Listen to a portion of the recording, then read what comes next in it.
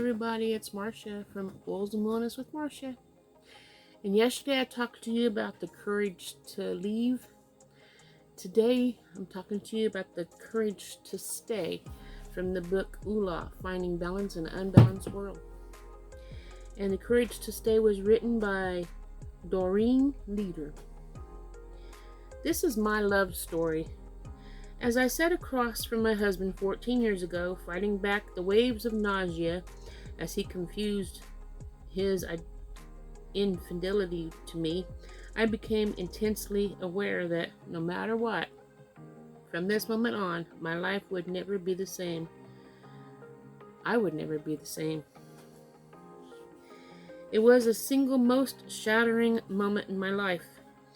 I remember a bizarre burning sensation permitting me my whole body, and in truth I wasn't sure I was going to maintain consciousness. I sat there as he came clean, looking intently at him as he lowered his tear-filled eyes in abject shame. At that moment, I became equally aware that no matter what, from this moment on, his life would never be the same. He would never be the same. I was witnessing the breaking of a man as my heart was breaking. I'm just a human as the next woman, and the blast of horrific and devastating emotions wrapped my entire being. There was anger like I had never felt before, shame to the point of wanting to disappear, and a deep sense of worthlessness, and trampling it all to the deepest fear I've ever known. Over the following days and weeks, I would bounce back and forth between wanting to stay and work it out and being overcome with anger and desperately wanting out of a marriage. More accurately, I wanted out of the pain. I finally understood how someone could actually die of a broken heart. There was one sleepless night I actually thought I would simply die as I clutched my pillow for some comfort. With each tear, I was hoping to empty myself of all the hurt and disappointment. The tears that night eventually stopped, but the hurt was disappointment remained. I woke up the next morning and had no choice but to make a choice. I had grounds to leave my marriage, but although that night I knew I still loved this man, how can I still love the one who broke me? Am I just being weak? Or am I simply afraid that I can't survive on my own? I always told myself there would be no doubt what I would do if my husband ever cheated on me. I would be out of there faster than you can blink. No questions asked.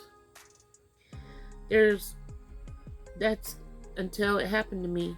The truth is, no one really knows what they would do until their knees bent knee deep in it. Finally, one evening, I went to the beach and sat alone on the sand. I found myself lost in the stillness and so drenching peace of the setting sun, with the sounds of the waves distracting me from rambling thoughts, and the mists of the ocean encouraging the whole being to take every drop of relief being offered me. I surrendered. Right then and there, I surrendered to the notion that I did not and would not die from a broken heart. I was still breathing, and I was still managing my life, my children, my job, and my home. I had survived. I don't actually think I have the words to completely describe what changed me, but something definitely shifted. I realized that I that for my sake I needed to make a decision. Would I leave the marriage and shake off the dust from my feet? As I walked away, I would go against every fiber of my being, fight the fear, stay strong, and actually choose to stay. This would be the single most courageous decision in my life. I had to overcome all the fear, and believe me, there was more than I could ever imagined. Clearly, trust was gone. Life as we knew it was gone. The illusion of wedding bliss was gone, but the broken piece of my love remained. And where there is love, there is hope. I had made the decision to not define my marriage from one mistake, no matter how damaging it was, but whether by how we responded to that mistake. I chose to have the courage to stay. This was terrifying work, and there were many moments I questioned the sanity of choosing to stay. I remember telling my mother as I lay with my head on her lap, crying out for her, "This is either going to be the craziest things I've ever do, or the most courageous." I had some truly rich days, and I worked at healing, as did my husband. It broke him to see what he had done to me, to us, to our family, but he was determined to endure whatever it took to mend what he broke. One of the first things I told him was he couldn't make any promises. I didn't want to hear words. I needed to see action. His first action was marriage counseling. I cannot stress how important it was, not only for the immediate disaster we were trying to survive, but also for all the baggage that led up to this tragedy. We discovered there was a whole lot of garbage that needed to be taken out, and it was time to really clean house. Excuse me. We worked together on our assignments. This was so unlike him. His effort began to repair the trust that I thought was forever broken. Every day, especially the tough ones, I had to make the active choice to continue in my marriage when my days leaving felt like it would be so much easier. Even today, 17 years later, a random song, conversation, or a movie would bring all that emotion to this devastating chapter of my life. However, I had faith fuel my choice to move forward because I can't trust my emotions. The days I let my emotions rule are all hell breaks loose and only serves to set me back. I now look at my husband and am overcome with love and gratitude that we stuck it out. We did the work. We let go of the fear and worry that would have robbed us of everything we weren't even sure would happen. We had hope that we grew stronger, not only as a couple but as individuals. Our marriage is better now, in spite of the infidelity, but in truth, because of it. Everything we were was destroyed, but that destruction cleared a space to build something far greater, much deeper, and more lasting. I chose hope over fear. Faith and love were in there. We just needed to dig them out. And we did.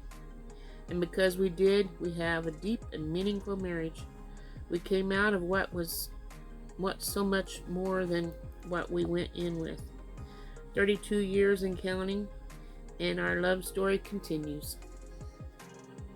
Fear comes to us constantly in one form or another. Sometimes it's a cumulative effects of lots of little fears over time that hold you back.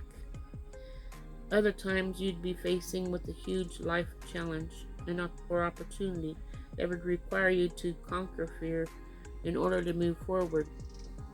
So what can we do when confronted with fear that was holding you back from living fully?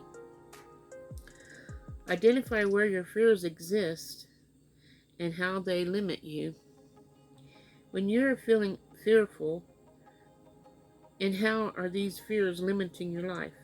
If public speaking terrifies you, for example, but you know you need to speak to groups in order to grow your business, will your business grow if you give in to the fear? Or the flip side, what would your life look like a year from now if you summoned up the courage to become a sensational speaker, charming audiences, and growing your business rapidly? Only when you identify your fears, then picture what's waiting for you on the outside your comfort zone, can you fully grasp the limits your fears have put on your future. Make plans to fix your fears. Decide what your action steps would be for overcoming your fears. Then start it. Future pace. Yourself with images of what your life will look like once you are on the other side. You probably know what you have to do, but are there ways you don't know about overcoming fears?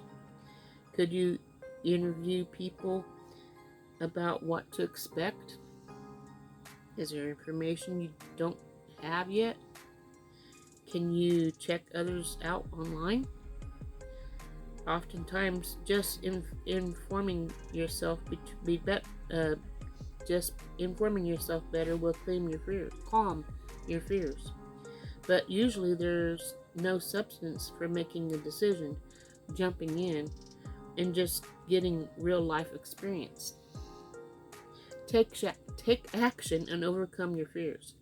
You're not the only one ever to feel fear. Most moms dread taking their kids to daycare for the first time. Lots of singers never get over the fear of performing on stage. And most business owners stress over making payroll in the early stages of their business. But you can only overcome your fears by getting into action. Where do you face fear? And what's the action step you need to take? That 20-second courage you need to commit to in order to push through fear. And tomorrow tomorrow is Monday, so I'll be doing the next person on my group of people that I have subscribed to help build their channel. Although most people I'm subscribed to are bigger than me, I'm still putting my knowledge of their channel that I want to express to other people, so that way they can go visit them and tell them that I sent them there, and they can check out another person's channel, or just tell them that I sent them there even though they've already been to that channel. That way they know that I'm trying to get people to go to them. And then Tuesday I'll be talking about guilt. So that's all I have for you today. If you got anything out of this, please smash the like button and comment whatever you'd like to comment about what's being read. And I will see you guys tomorrow. Ta-ta for now.